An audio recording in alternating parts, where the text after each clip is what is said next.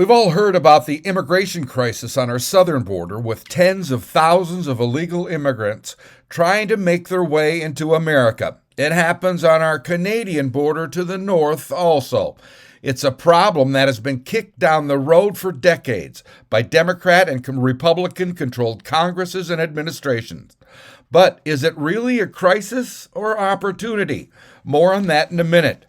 You're looking at some of the faces of Mexican nationals who tried to cross into the United States near NECHE, North Dakota this month and were arrested by the Border Patrol. None of them have criminal records, whether it was to escape poverty or danger. All of them went to great lengths to try and start a new life in America. Here's a bit of how all this works from the federal court documents. These two men, Martin Loyo Estrada and Juan Urta Ramos, both of California, are each charged with conspiracy to transport illegal aliens and also re-entry of removed aliens. Both had already been deported.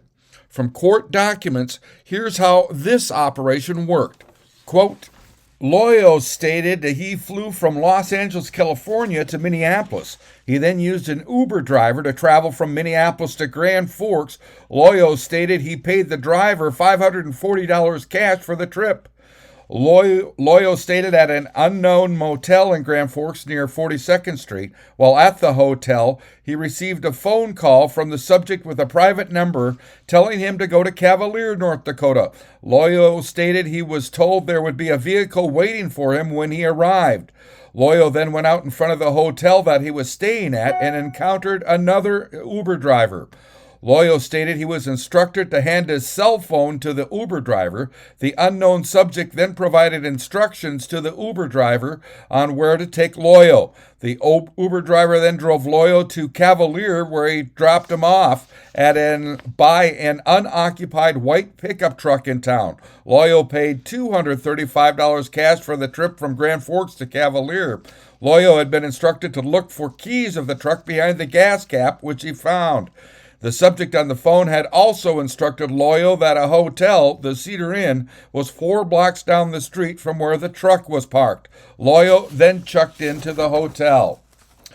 He received another call from a private number telling him to follow a blue GMC again to pick up more aliens that would cross the border that night. Loyo drove up to the border area and waited for approximately 30 minutes when a group of subjects got into his truck. Then Loyo stated he started driving south when he was stopped by the Border Patrol. Loyo stated he was supposed to get paid $1,000 for each group of illegal aliens smuggled, and he would also be reimbursed for his travel expenses. Now, that is just one of thousands of cases, and it's already been proven. Simply issuing an order that the border is closed does not stop illegal crossing attempts.